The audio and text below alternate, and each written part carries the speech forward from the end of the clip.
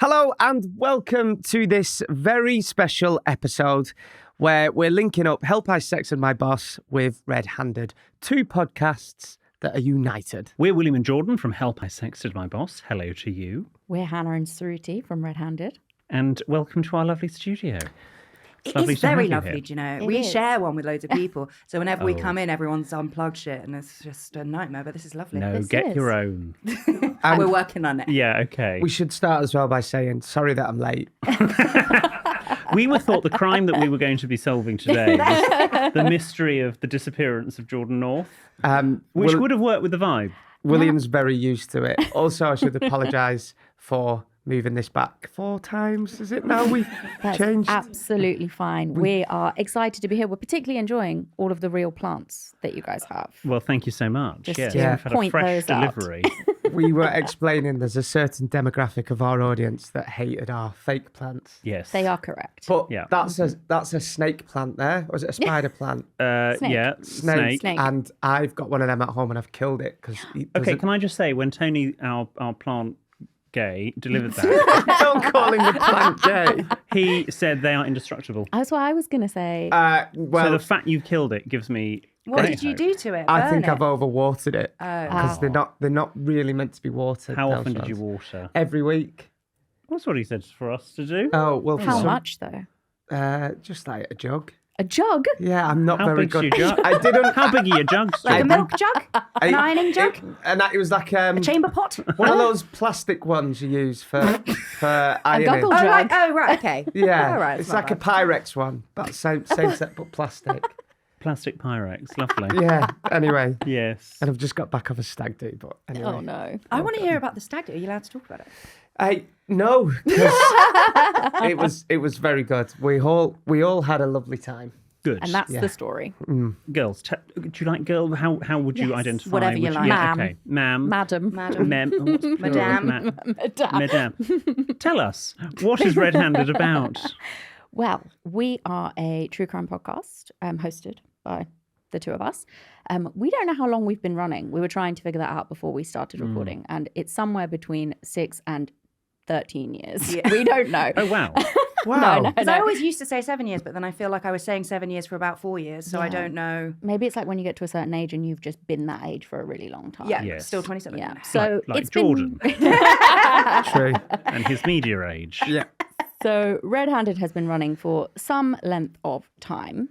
And we are a weekly true crime podcast. And every single week we do a different case on the show. And we don't stick to British cases just because we are British. We go all over the world. And we've done quite the range. We've done things from kind of voodoo murders to alleged child sacrifice cases to incest hillbilly sex cults. We've done a few of those. We've done political assassinations. We've done kind of current cases. So we did cover Lucy Letby, for example, and also celebrity sickos. So we've done Jimmy Savile and Ian Watkins, not the guy from Steps. No. The other one. The other one. From Lost Yeah. Prophets. Famously just not to be H from clear. Step. No. And we also do Shorthand, which is on Tuesdays, which is an Amazon exclusive, about stuff that we think is interesting, like when NASA wanked off a dolphin. I'm sorry? NASA wanked off a dolphin. Don't you know about this? Episode No, 1. I don't. Well, episode 1 of Shorthand, produced by RedHanded, will tell you all about it, exclusive on Amazon Music. That sounds like a dilemma we'd get sent. Or should I wank off a dolphin? Help! I wanked off a dolphin. Yeah. That's the episode title. There we go. There are actually some pretty good documentaries out there On that on topic. that topic. But you should listen to our shorthand first and then yes. go watch Yeah. the Nothing will be documentaries. as good as that. No. And right back at you. Can you explain for red-handed listeners who found their way here what your not sex podcast is? Yes, I will we're say not a sex for podcast. audio only listeners, directly in my eye line is a Clone Willy kit. Yep. And it says vibrating at the bottom. Yes. Just in case anyone was worried that it didn't vibrate, it does. This is brilliant. Yeah. Yeah, we're not a sex podcast. We are a podcast that likes to help people with modern day problems and dilemmas. And over the years, 7 years now, is it? No, 6 and a bit. 6 and a bit years that we've been doing it, we have had many different problems and dilemmas. One included a cloner Willy. Yes, it was a daughter was house sitting for her parents who went on holiday, looked under the parents' bed, already a red flag, found a shoebox, found the dildo, had a nice time, weird, because it's your parent, and then thought, that's phenomenal, had a great time with it, thought, I'll buy one of those, looked for a brand name, and on it said Cloner Willy. And it was cloned. And it was obviously cloned from her Dad. I don't think you should share No. those things. That I is don't think worse people than should anything either. we've ever covered. I think no. Is If you that a see true that, you crime? just don't...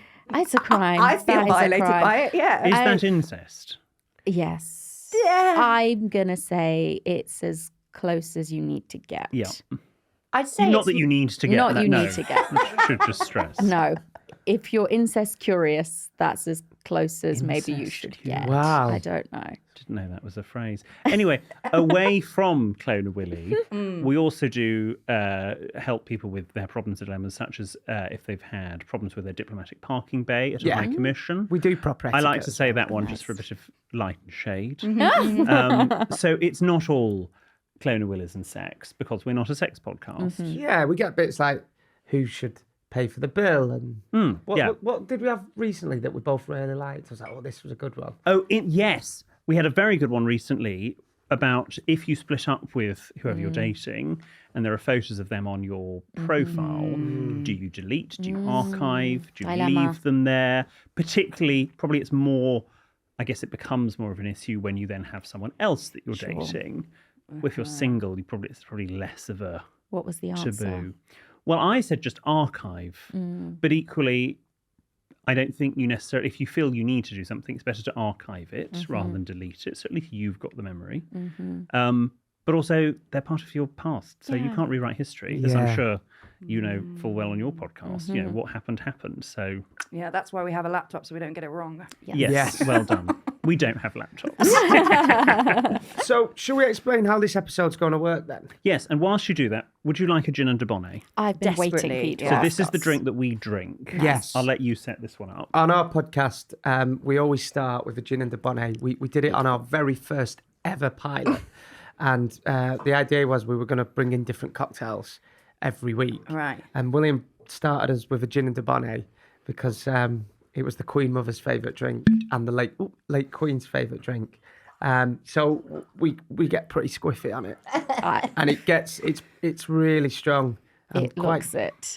dreading it after a stag do, to be fair. The one we're going to do like a Green Hulk cocktail as well, which is half a lager, half a WKD. Nice. Yeah, from uni days. Thank you so very much. There you go. We also have a signature red-handed We do. cocktail. Which does come from the uni days, actually. yeah, not nearly as refined as this. No, it is Range. not. I What's think yours? if we do a follow-up to this, we shall have to host you guys. Yes. And give you our signature drink. What's the spirit? The signature drink of the Spooky Bitches, as our followers call themselves. They call themselves that. We don't call them that. I call them sausage. Oh, dear. Yeah. That's nice. I like being called sassy. That sounds weird. It is, of course, a turbo wine, which is white wine or Prosecco, if you're feeling fancy, mixed with energy drink. Oh, wow. yeah. Okay. Cheers. Yes, Cheers. well, I'm excited. to the Cheers. spooky bitches and the G and The Divas. spooky bitches and the G and Divas. Oh, you know what? That's nicer than I thought it was going to be. It's really nice, but it's lethal. It gets you really squiffy. What we don't have today is a slice of lemon or orange, a little bit of a garnish. I was going to say, but I didn't want to be rude. But it's nice. It obviously drink responsibly. It's very, very lethal. I'm going to get hammered. Why did you come in? Yes. Oh, you'll fit right in. Yeah. Can we do our bit before we get hammered, please? So, in the first half of the episode, you're going to treat William and I. Was it me and William? No, William and I. William and me. William and me to what you usually get up to in your Did podcast. you know that? Yes. It's because if you take out the other name, it should still make sense. So if you're like, treat William and I, but you wouldn't say treat I to, you would say treat me to. So it would be William and me. Correct. Thank you. Not that you needed that, but I'm just backing you up. Yeah. Yes, we're. I think I'm feeling that we are more similar. me and And Hannah, you two, yes, I mean, I don't mean that rudely, Hannah. I'm just comparatively. There is still a bit of a gap. You're more William, you're more Jordan. That's Yeah. and that's you're going to show us what you do in your podcast, and then in the second half, the tables are turned, and we're going to show you what we do in Help I Sexted My Boss. Wonderful. Right, cheers. Cheers. No clinking, apparently it's common. No, it's very common. We're not allowed to clink. So we know that you guys are not a sex podcast. Emphasis, not a sex podcast. We know that you just deal with topics that are sexual in nature. So when we talked about this collaboration between Sexted and RedHanded, we put our thinking caps on and we were like, what is the topic that best highlights what we both do oh so well? And we ended up with the idea that it had to be cults. Because they certainly fuck people up, which is our speciality. Okay. And it almost always gets very sexual, which, although you're not a sex podcast, is kind of sometimes your speciality. Yeah, Okay. there is always that underline in it. Yeah. It always goes there. So they'll use sex to lure people in, and also things that are missing from that would-be cult member's life, be it meaning, family, love, status, or a higher purpose, because everyone's looking for something. Yeah, and I think one of the misunderstandings about cults actually that we have realized after doing years of this is people often think that the people who end up in cults are like kind of like have nothing else going on. They're sort of like really, they are vulnerable people, but that they're sort of dragged in just for the body count. No. Like cult leaders, because they're so narcissistic and because they want the cult to work, they want to go after people that have something to offer. They want to go after people who are smart, who are capable, who are able to deliver. And that's actually why people who are very capable end up in cults, because like Hannah said, they're looking for a higher purpose and they feel like it's missing from their lives. And nobody joins a cult on purpose. Nobody knows they're doing it. Yeah. They're just looking for something else, like veganism. Are you anti-vegan? Desperate. No, I don't know. It just goes along with the sort of new age thinking. I It does. think. Yeah. And it's also something we've learned about cults is the veganism part actually does enter it quite a lot, because to deprive people of protein means that they're not able to think very clearly. So that's why cults often feed their members just like gruel and stuff like that, because the more broken down you are, the less protein you have in your diet, the less like resistant you are, or the less critical thinking you're likely to do. Sounds like boarding school. A touch. Sounds like a few places I've worked. Yeah. It's like, that's so interesting. No, there's a lot. Cult leaders are typically, if you look at their sort of psychological profile, they will be very deeply narcissistic. I mean, that's not a shock to anybody. No. And basically, typically what they want is to kind of feel like gods on earth, right? They have their following. It's very separated from mainstream culture. They've got them typically on a compound or gathered somewhere. And these people are completely beholden to them. One of the things with cults is like, you shouldn't get your information from anyone else except the cult leader. Like we're talking that level of sort of, psychopathology when it comes to cults.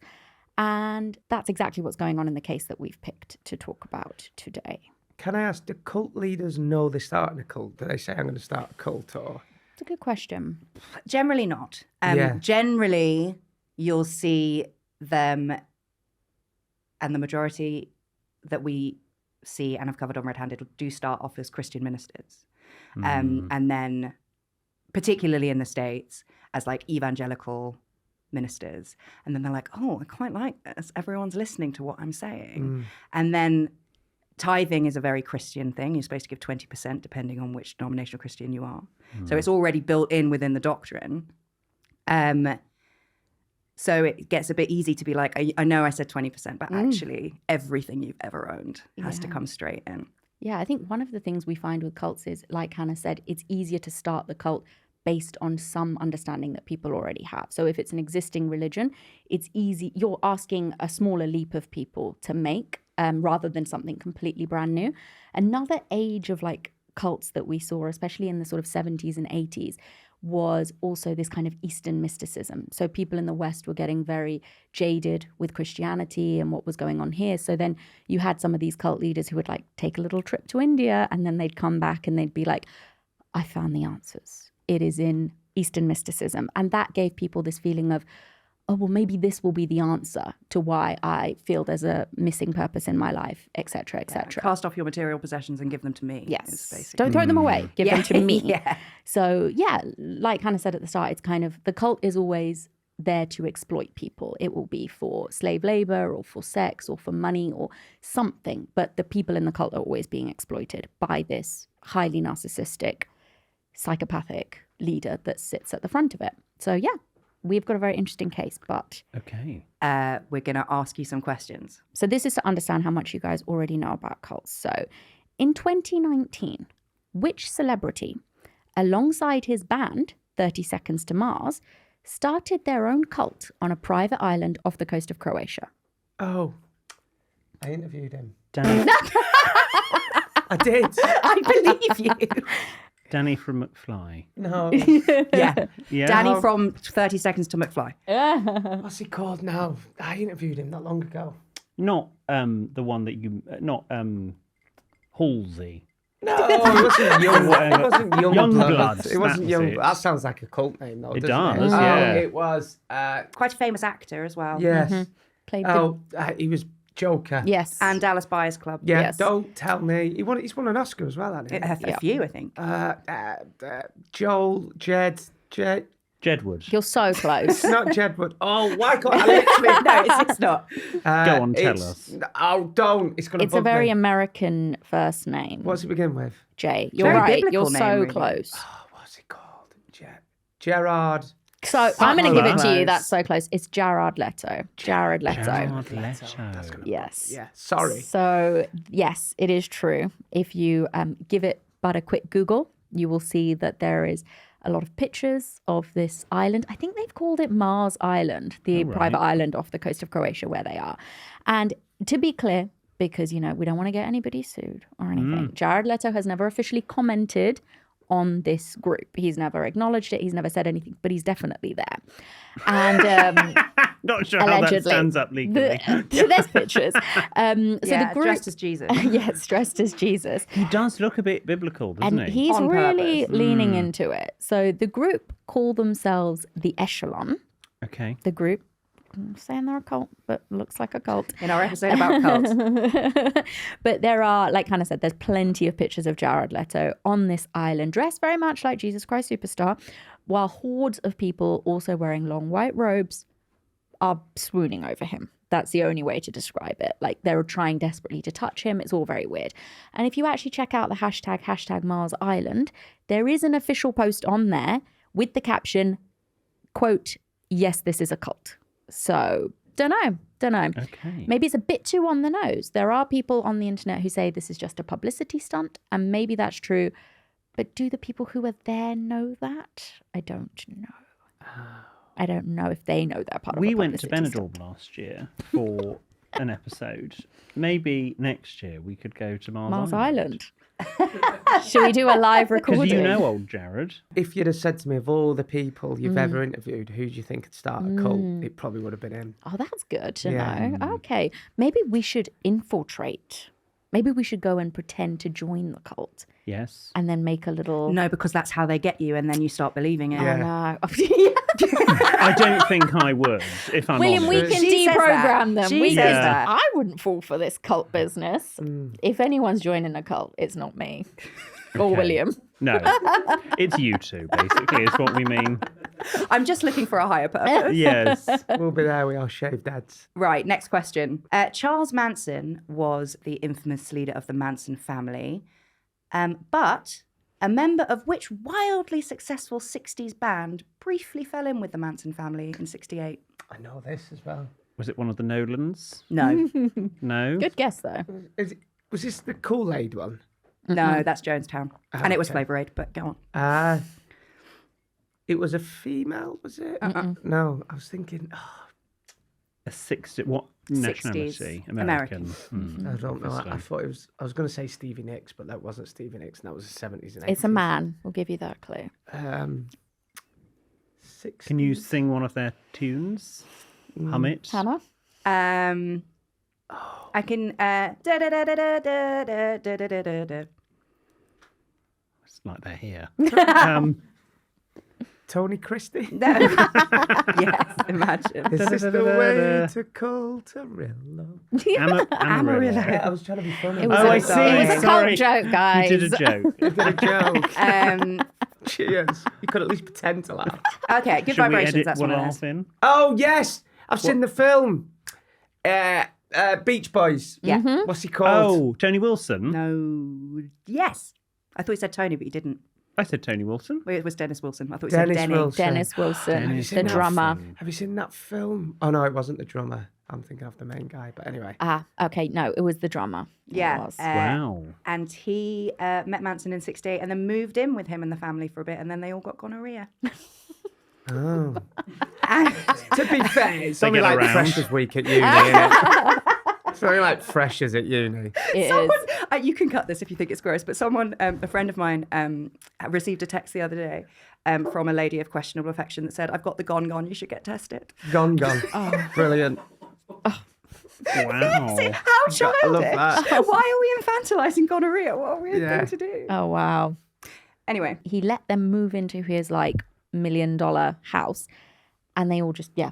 got the gone and taking loads of drugs, and then he couldn't get them out, so he just left. He and was then like, I think "Just have Manson to showed leave." up at a different house with a bullet with his name engraved, with Dennis written on it as like a threat. Yeah, bad news. Wow. Bad news. The Beach Boys. Yes, you'd never think it, would you? No. All right, question 3. Final question. Chance for glory. Joaquin Phoenix, River Phoenix, and Rose McGowan were all born into and raised in which cult? It had a really weird name, but I can't remember it. What was it? It's very, if you don't know, it's very hard to, you're not going to guess this one. Should we just tell you? Yes, Yeah. tell us. So the cult was called the Children of God cult. And Hannah and I have been doing this, as we said, for an unspecified number of many years. And we've done a lot of cults in that time. And this is probably the most messed up cult to ever have existed. In what way? We debated this, right? We don't want to bring the whole vibe down on Sexted. So Hannah is currently actually researching and writing our Yeah. imminent episode that is, I believe, going out next week, the week after this is released, on RedHanded. But how much do you really want to know? Because people tell me I want to know, but I'm like, do you They- really they want On to a know? scale of normal to Cloner Willy. It's past I Cloner know it's Willy. way beyond Cloner It's past Willy looks Cloner like Willy. Beatrix Way- Potter. Though way kind beyond. of Quite, I mean, in a similar vein. in a similar vein. It's really, really horrible stuff. We can tell you what flirty fishing is. The flirty fishing side of it, I wouldn't say it's fun, but it's less damaging. Yeah. So- Hookers for Christ is what they Yes, would call hookers for themselves, Christ. yeah. So basically what the cult did was very purposefully attract in very attractive young people, men and women. And then they would use them to go out onto the streets and basically, and like clubs and bars and whatever, and lure in potential new recruits. They would also take ballroom dancing lessons specifically to go into upper Echelons class of society. places, yeah. And I'm going to watch yes. Strictly with a different eye. Yeah. So yeah, it was basically, hookers for Christ. It was basically the cult being like, your bait, go do some flirty fishing and it's bring easy some to And talk they about sort Jesus of, afterwards. not procreate, but attempt to procreate. Oh yes, and if they were, because that's how you grow a cult, and they called them Jesus babies because Jesus has used the man as a tool to deliver the baby to the cult so they could grow their numbers. Yes. Okay. Yeah. Well, it all goes on. Yes. This is why I just keep myself to myself. Yeah. If anyone comes up to you and tries to ballroom dance with you, Jordan, Don't do it. Because genuinely, I could and we all know it, and you know it, I could so easily be tied into a cult, couldn't I? You know I could easily. Jordan can't say no to people. Yeah. So you only would have to be a flirty fish or something and start sort of just, and Jordan would just say yes to go along with it, just to be nice. is it because he you is don't want lovely. to upset people? Yes. Yeah, he hates confrontation. So he wouldn't say, no, this is a load of hokum, go away. He would be like, oh, right, yeah, sounds nice, yeah. That's literally what I'd be a cult stream. Oh no, basically. don't tell them. Shh. Oh God, this is You've told them now. This is why I just go home and watch telly. How familiar are you with the concept of a twin flame? Is William my twin flame? I don't even know what a twin flame is, but I think I know I'm not. As we're holding hands, tell us what it is.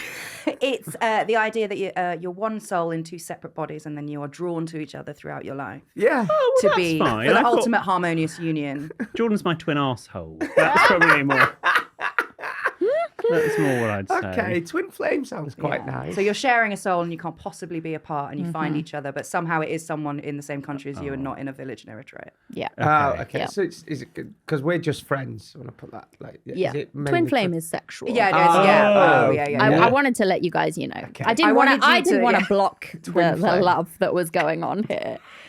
So yeah, basically the idea is if you meet your twin flame, you will supposedly feel an incredibly intense connection to this person, because you are essentially two halves of the same whole. You share a soul, and this twin flame would be your perfect lover, and would be the person that would change the entire course of your life forever. Well, Jordan has pretty much changed my life. So maybe Tick there's so something far. in this. Tick so You do far. have to do the sex stuff, You though. That's do. quite a big. That's a big part of it, yes. We went to Monaco together once and shared a bed. refusing to hold his hand, just not even looking. Didn't we, darling? But Nothing this, happened in Monaco. but this, You got the sex kit out the box. Yeah, because he was in a posh hotel and he had a sex kit, and I was like, yeah. Once, Suru and I were on holiday in Romania in a very haunted feeling Airbnb, and we had separate bedrooms, but we were convinced that we were just going to wake up and see someone standing in the doorway. So we'd be like, should we just sleep in here? Yeah. Yeah, Together? well, fair We'll just- enough. yeah, let's just go downstairs and make tea together and then come back and go to bed together. I'm not sleeping in my separate room. No, but Jordan's reluctance to hold your hand, William, He doesn't put mean his hand out to me he first. did first. Now I'm feeling some negative He's vibes. gaslighting you. But what I do have to say, that doesn't mean he's not your twin flame. In fact, He's it could be protesting a too sign much. that he is, because twin flames are not the same thing as soulmates. Now, soulmates is obviously a term we're more familiar with in the mainstream. Now, it might sound a bit arbitrary, the fact that I'm saying twin flames and soulmates are different, but it actually becomes a really, really important part of how this cult managed to run their con. Like, it's a very important distinction between the two of them that we're going to come back to. And the cult we're talking about today is called the Twin Flames Universe. Ooh. As people, as human beings, we're fascinated by sex, we're fascinated by relationships, all of that good stuff. But I also think it's probably not a reach to say that maybe a lot of people have never been lonelier than they've ever been today. So that idea that a perfect person exists for you somewhere out there and you just need to find them and then everything will be great makes sense as to why there is this huge spike in interest. And that's exactly what the two main characters at the heart of our story today knew. And they are called Jeff and Shalia Devine. Except they're not. They're not really. Their real names are Jeff Ian and Megan Plant. But for the purposes of this story, we shall be calling them Jeff and Shalia Devine. And they got together in 2013. So Megan, I don't like calling them by their chosen names. 'cause I So don't we're going to like- stick with Megan and Jeff. No, because it's going to be confusing. Shalia Devine. So she was a spiritual freewheeler doing readings and healings for people online. Always a red flag. Yep. And Jeff was even worse because he was a business school graduate, which is even more boring than being a spiritual healer online. And he just wanted to be really, really rich. And they quickly realized that promising to cure people's cancer with their spiritual mumbo-jumbo was not going to pan out. If people didn't get better, then nobody was going to keep paying them. So instead, they moved on to what we all want, which is love. And they started what they called the TFU, which is the Twin Flames Universe. Yeah. So this is where we're getting into that cultish behavior. So basically, they start making YouTube videos telling everybody about twin flames. So educating the wider public about what twin flames are, and also telling everybody that they are each other's twin flames. And they also say in a lot of their videos that they have been in harmonious union for years. Now, in case you're wondering what that is, it's basically the equivalent of like having reached enlightenment in this particular area. You having met your twin flame and coexisting with them in harmonious union is the equivalent of having reached enlightenment. It is the highest form of like being that you can exist in. And they're like, we've done it. And because they've ascended to this level, they say that they are now blessed with the gifts of recognizing your twin flames and also being able to confirm it. So the key thing is that they make it very clear that you cannot find your twin flame without their help. Oh, it's quite clever, isn't it? And it's really whoever you turn up with going, I think Jordan is my twin flame. They're just going to go, we'll take your money. Yes. Or they're going to go, we found one for you. Yeah. Here's one I Yes, prepared yes, earlier. yes. Or would they say, this isn't, but stick with us and we'll find them for Yes, you? because Exactly that. yeah. typically people didn't come with somebody that they thought was their twin flame. The people who were drawn to this were people who were lonely, who hadn't met somebody yet. And they were like, Jeff and Shalia are there saying, we'll help you identify and find your twin flame. So people come there solo, hoping that they will help them matchmake. And this is where that key difference, Jordan, that you were interested in comes in, that difference between a twin flame connection and a soulmate connection. And this is very important because it comes in very handy for the divines. Okay. So soulmate is someone who's you're naturally compatible with, that you get on well, there's chemistry, you're happy, you're fulfilled, definitely fucking each other. Okay. It's easy. But a twin flame, you don't necessarily have a guaranteed smooth connection. They call them blocks. So just because you're in a harmonious union doesn't mean you never fight or like get a restraining order, which is a key plot point. Oh my God. Yeah. Because the connection is so intense, your twin flame will bring up all of the issues that you need to deal with. And they do this thing called mirror work, right? So if you're like, oh, I'm upset because this person has rejected me, what you would do in the twin flames universe is say, I'm upset because I have rejected myself. And then Okay. you look inward and then clean out your soul that way, which is not a million miles away from stuff that a therapist would tell you. We're going to do. make you guys do the mirror exercise later. Don't worry about Oh, it. lovely. Get the lube. So the key There's thing, none left. there's none left. It's all in the clothing. Oh. So the key thing is that the connection with your twin flame is going to be difficult. That's part of the whole problem. And to make it work, you have to do major personal healing. But you have to make it work because once you've done that and reached harmonious union, it's the very best love out there in the universe. And these two people are going to be able to give it to you. And you will never, ever find anyone better because it just doesn't exist. Yeah. How harmonious are your unions currently? We're just friends. I mean, I have a husband. It's, Yeah. it's fairly Harmonious? harmonious. From time to time, we have our flare-ups, but which couple doesn't? Yeah. So, right. So it's not a soulmate. It's deeper than a soulmate. Yeah. They're It's like- saying it's better than a soulmate. It's like a spicy soulmate.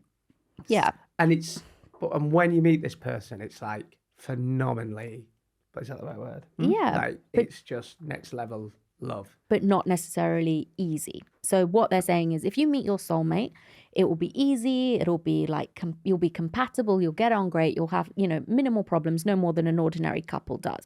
But you're settling for less if you settle for your soulmate because you're taking the easy road. Okay. What you want to do is meet your twin flame, who is essentially your other half of your soul. Okay. But with that person, be warned, it's going to be a much rougher road. So a few blocks. It's going to be really challenging. They're going to bring up all this stuff in you that you have to deal with. But if you deal with it, then you will reach a higher level of being, which is this harmonious union.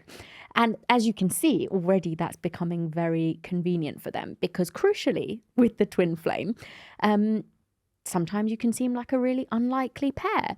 So there might be, for example, a large age gap between these twin flames. There might be big differences in backgrounds or a total lack of any sort of physical attraction. But they are your person, according to Jeff and Shalia. Now, Jeff and Shalia, if you watch any of their YouTube videos, they preach these points non-stop. And they tell their followers, if you don't like the person that we say is your twin flame, so what? They are your twin flame. They aren't your soulmate.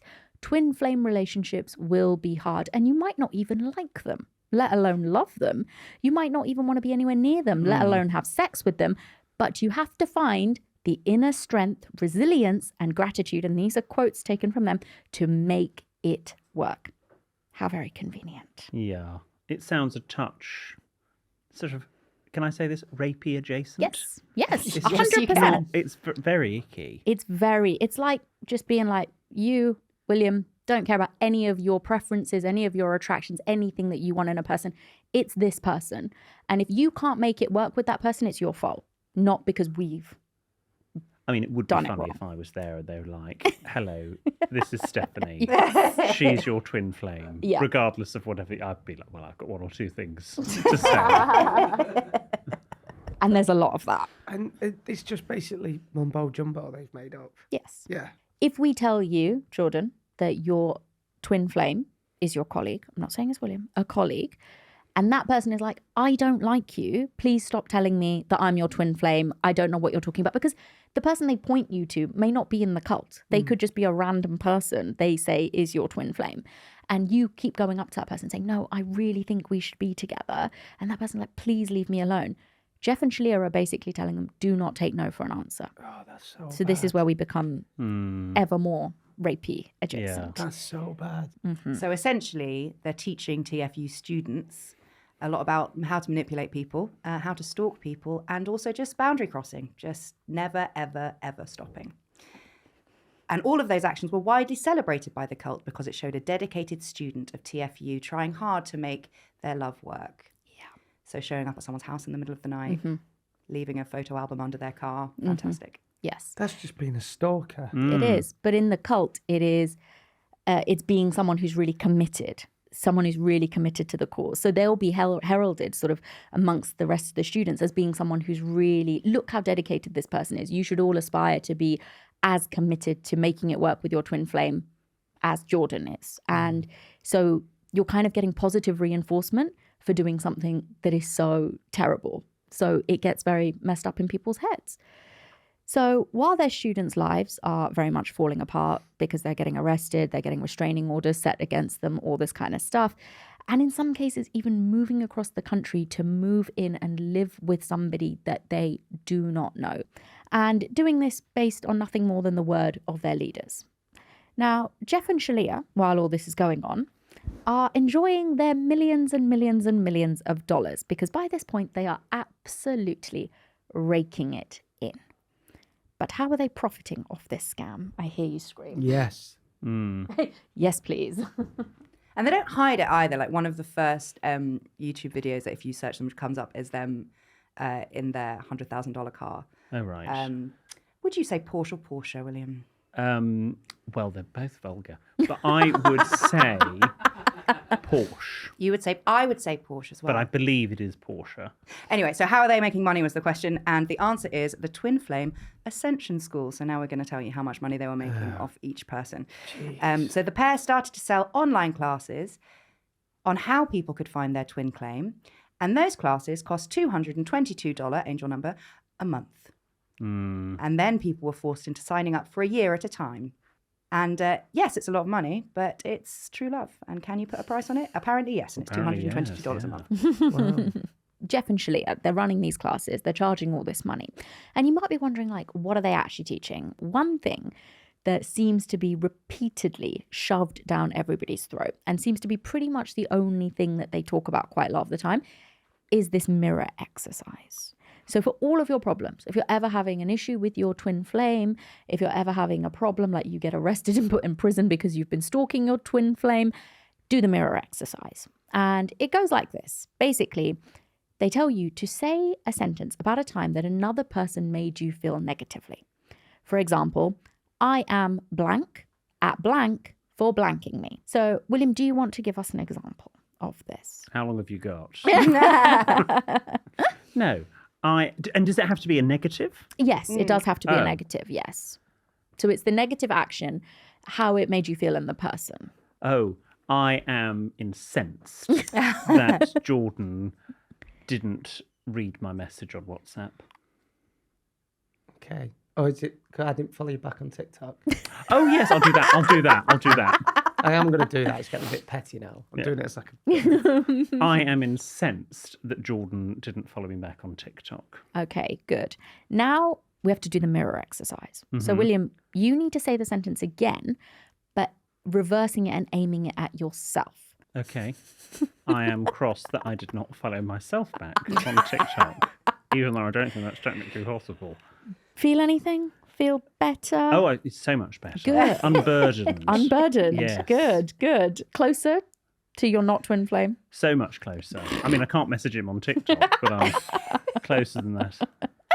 And apparently, that exercise is all hundreds of people And all over that's the what you world pay needed. for? Yes. That is $220 a month, please. Well, that's ridiculous. It's a big part of it. Isn't that a form of gaslighting? No. I don't know what it is.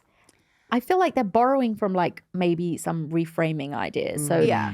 but it's Like, it's you're only mumbo going to be jumbo. upset if someone calls you fat on Instagram if you already think you're fat. Like, do you know what I mean? That kind of. Okay. So it's like I guess in some ways, like, it's not that somebody else is making you feel that way. It's because you're making yourself feel that way. But that's all they have. That's all they have. This is what every single one of their followers just repeats endlessly. It seems to be the only thing they've learned from the entire TFU student environment. And then, so if you find your twin flame within the program, you're encouraged to post as many pictures as humanly possible on every form of social media, in these Facebook groups that are hundreds of thousands of people big. And then Jeff and Shalia can use that, be like, don't you want it all? Yeah. You can have this. And then those people who are posting, they start getting classes for free. And then it started to grow because people do want to be happy and people do want to be in love. So Jeff and Shalia started hosting regular online group sessions with hundreds of people joining over Zoom and doing regular meetups as well. And slowly they took over their students' lives. Do you think a lot of cults thrived during lockdown? I was thinking about this morning because it's a lot of their classes happen on Zoom and it's all YouTube videos and stuff. It did feel very lockdowny. And I think that is when we saw loneliness become the epidemic that it is now. Because I think everyone's mental health was under a microscope for 2 years. And we haven't really done anything about it. So I wonder, because maybe instead of making banana bread, you're like, I actually want to ascend. And then you end up in some tricky situations. And you had a lot of time to think and do nothing. Well, and that's, for me personally, the worst possible scenario. Exactly. It's always dangerous. And yeah, there's also that kind of underlying thing of like, well, what are you doing with this time to make yourself better? Like that self-help, self-improvement, which again, they're really tapping into that well-being, self-help, make yourself a better person, heal, like pseudo-therapy stuff, like all of, even this mirror exercise, it feels very like they've hijacked it from somewhere else and they're co-opting it for their own purposes. So yeah, another very cultish thing that they start to do at this point is they start to tell all of their students and followers that they have to cut off any family and friends who might challenge the teachings of the cult. Jesus. Now, this kind of isolation is really, really important if you're going to have a cult. If you're going to have a cult, you can't allow your cult members to be getting advice, influence, information, or allowing other people outside, like externally to the cult, to challenge what you're telling these people. It has to be like a funnel of information that you're just feeding these people and no one else is allowed to come near it. So they start telling everybody, you know, if family members or friends or loved ones in your life start to say, oh, this sounds a bit weird. I really don't think that person is a good match for you. This sounds like a cult. Cut them off because they're not your real family. They're not really people who love you. We are that. And they start talking about things like a soul family. So it's expanding beyond just that romantic partner. It's the cult wanting to take over in every possible way for their people's lives. It's also what Scientology do. If anyone is challenging your Scientological beliefs, you're an SP, they're a suppressive person. And here the phrase they use is anyone who challenges what the group is telling you is just trying to dull your vibration. So they're holding you back. You don't want to have those people in your life. They're also not keeping a secret that they're making all of this money. I said they've got their Porsche or whatever. And their enormous house with a water slide. And they're filming all of this, a real like camcorder cult situation, showing it to all of their followers saying, you could have this. And the way you have more stuff and money is by not paying taxes. And who doesn't pay taxes? Religion. Exactly. Bingo. I see. So Jeff had the bright idea to register an arm of his MLM as a religion, as a tax dodge. And he called it the Church of the Union, which means basically nothing. Like Scientology doesn't really mean anything. No, bit of a nothing word. It's the study of studying. But Jeff does what we were talking about at the start. He starts it as a church. He starts to affiliate himself very strongly with a Christian aesthetic, let's say. And then he starts to outright call himself Jesus Christ. So he's like a European-looking guy with long brown hair and blue eyes. So he's saying that, like, and he says this, like, Jesus, the first Jesus, obviously, Middle Eastern Jewish guy, he didn't actually look like this, but I do.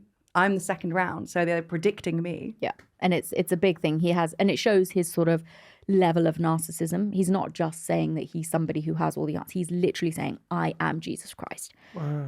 And Shalia, she likes to say, I'm banging the Christ. That's one of her favourite things to say. How classy. Yes, I mean, she you is. would though if you were. Terrible, wouldn't you? You would. It is, if you really believed it, it is Yeah. quite a brag, isn't it? If you really thought that was true. How much she really thinks it's true and how much Jeff really thinks he's Jesus, I don't know. They don't come across to me as delusional because I don't think you could successfully run the scam that they do if you were genuinely like completely delusional and out of your tree. I think it's just part of the thing because he's like, I can get away with it. I can say I'm Jesus and these people are believing it. Because one of the things in this is that anyone who rejects it, because a few people in the cult, like maybe he's going a bit far now. Maybe him saying he's literally Jesus Christ is a bit too big of a step for me. Jeff and Shalia would just say, oh, you've got a block. You've got a block and you need to buy more classes to get rid of your block. Because if you don't believe I'm Jesus, then what are you even doing here? So it kind of just, whatever they say, you can't argue with it. There's always a dead end. Then in 2020, a Vice article was released about TFU. And some of the members who had woken up to what was going on after the whole Jesus Christ revelation had gone to Vice and given interviews about what was really going on. And obviously, Jeff wasn't going to go down with that fight. He just turns around, sues Vice, and calls everybody who left haters. That's his favorite thing to say. And honestly, after this, it just kind of gets weirder and weirder. And you see this with cults. They sort of start to devolve. The more power crazy the cult leader becomes, they'll start to devolve. It's very depressing. The power of love. Thank you for educating us on cults. You're very welcome. Thank you for being such wonderful listeners. Well, no, thank you. Maybe we'll have some listener letters about cults in this second part after these messages. Do I do a joke of the week? No, you don't do a joke of the week. No. And welcome back. Now it's time for Red-Handed to go sexted with questions and dilemmas from our Gin Divas, our listeners. We have no idea what is coming up, like you have no idea what I'm about to read out. So we will start with this letter from Joao. Dear William, Jordan and the Red-Handed crew, I'm friends with a lovely group of very classy middle-class people in their late 60s.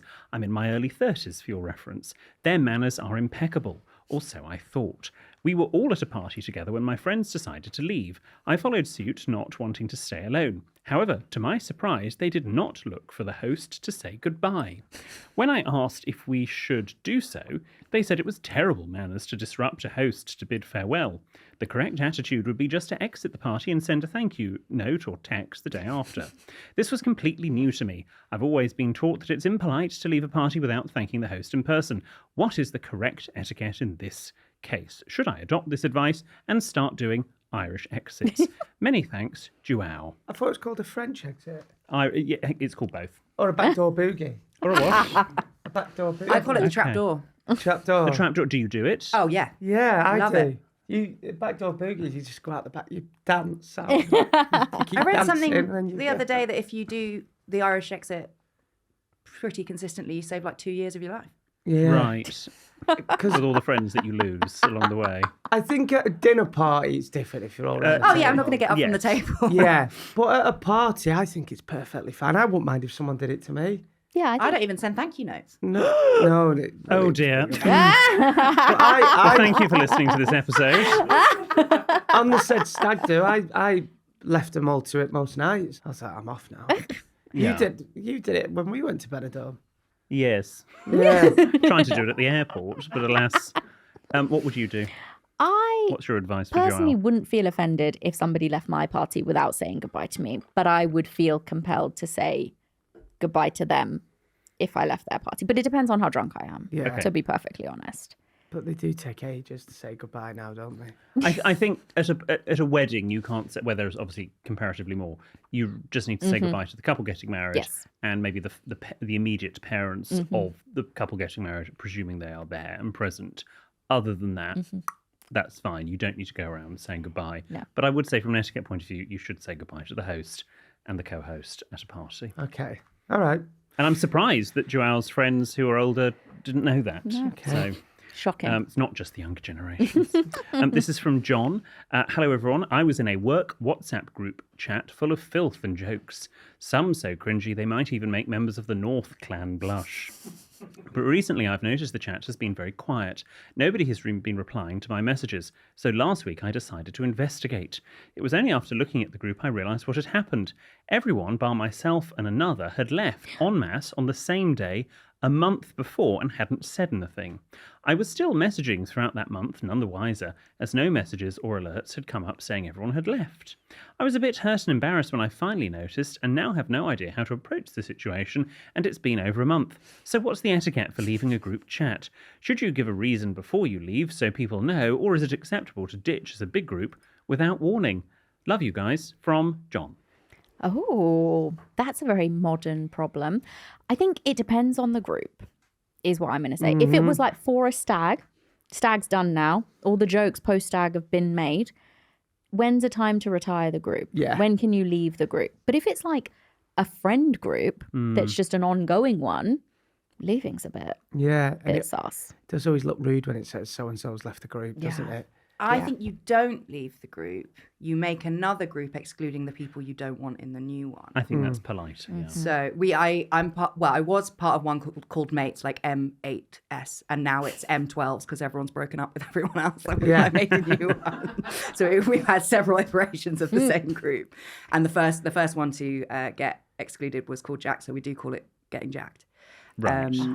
But yeah, You archive the group and start a new one. see, I don't like archiving because I archive my mum, so I can choose when I can read what she's saying. Oh, wow. So if I see the little one, I'm like, oh my God, it's her. Okay, yeah. So I don't tend to archive. I'll just delete the chat. Oh, I've got like 12 archive. That's very stressful. What is archive? Is it You just like your archive. You put it into a separate bit where you don't get the notifications anymore. Oh, okay. But you do get a little. It tells you if there's one in the 1, 2, 3, archive. or however many messages. I mean, I would say to John here that it sounds like it's so cringy they might even make members of the North clan blush. Are you missing anything, John? Does it really matter? I say to a lot of people I don't do WhatsApp groups. No. So you should always do that if you can, because there's too many and they're very stressful. They are. And a lot of them could get you cancelled. Yes. That's why everybody left. Yeah. Was everyone he was in a group with a public figure? We need to know more. It does sound a bit personal. It does sound a bit personal, doesn't it? So maybe the problem is you, John. Yes. Yeah. I think the fact that they all left on the same day Does sound calculated. yes. John, it's possibly something you've said. Just yeah. kind of learn from that experience. Maybe it's an opportunity for growth for him there. Yeah. He can look back at the last comment he made Yeah. and wonder why everybody left. I agree. And do the mirror exercise. Exactly. Yes. Maybe they've all gone to join a cult. This final one is from Alfie. Dear William and Jordan and team, it was my birthday recently, and to celebrate, my mum took me out for a wimpy lunch. Would you like to explain what that is, Jordan? A Wimpy is a burger restaurant that was very big in the 80s, 90s. It was my mum and dad's first date, Was it? actually. They went to a Wimpy. Nice. Yeah. She asked if I did anything nice. I can't believe there's still a few around. There was Yeah. one in my hometown until I want to say 2013. Yeah. Right. I used Okay. to go when I was a kid. Lovely. She asked if I did anything nice, and I decided it was the right time to tell her about my boyfriend. We got to the Wimpy, and my mum asked me while in the restaurant, "Have you had sex with him yet?" Okay. It's a Bit much. Obviously, I said yes, as you never lie to your mother. I then went into detail about our escapades, and that he lasted 3 hours the last time we did the deed. That sounds horrible. That sounds absolutely awful. Yeah. She then said to me, "Me and your dad don't even last 45 minutes, yet alone 3 hours." 45 minutes. This was followed by an fucking ages. in-depth discussion. Is it wrong that I tell my mum about my sex life? Yes. And what would you do if your mum told you about theirs? Yours faithfully. Wrong Archive her. use of yours faithfully. Alfie. But I mean, let's not worry about that too much. Oh my God. Wow. I mean, yeah, I mean, it sounds like you and your mum are pretty comfortable with it, Alfie, but I reckon the majority of people would not enjoy No. discussing their sex life with No. I don't think it's any of your parents' business. No. No. What They is just there want to know to you're be happy. gained? What is there to be gained by talking to your parents about sex? And look, it sounds like a same-sex relationship, so it's not like, your mum's probably going to have a bit of advice. Yeah, exactly. You're right. Yeah. You're right. And I don't, but she's doing something. If at whatever age she is that she's got a son that's old enough to be talking to her about sex, her and her partner still last 45 minutes. That's quite a long time. That's though. a long time. Yeah. I mean, my advice there is probably try to avoid talking about your sex life with Yes. your parents. It's a bit weird. I don't Stop. think your new partner would enjoy it either. No. No. No, because at some point he might meet them. And does he need to go in with the knowledge that your mum knows about your sex life? I think it's not really setting him up for success. I think some things are best left kept private. I would Yeah. agree. So stop it, Alfie. Yeah. There we go. You've been You told gave then. really good advice there. So there we go. That was Sexted and Red-Handed. Yin and Yang. Thanks Sex so much. drive and cults. Thanks so much for coming on, guys. Thank That you was so much for really, having us. Really Thank you for having. interesting, Well, thank so- you for having us. We've all sort of had each other. Had as each it other. were. There you go. That sounds And it's wrong. lasted almost 3 hours. So thank you so much. No, we don't get to do many collabs, especially with British shows, actually. And we don't have that many British pod connections. So it's been really nice to meet you both. And thank you for Lovely having us. to meet you, and we'll see you on that island with Jared Leto Exactly. for all group trip. Sexted and Red-Handed, everyone. Woo! Thanks, guys.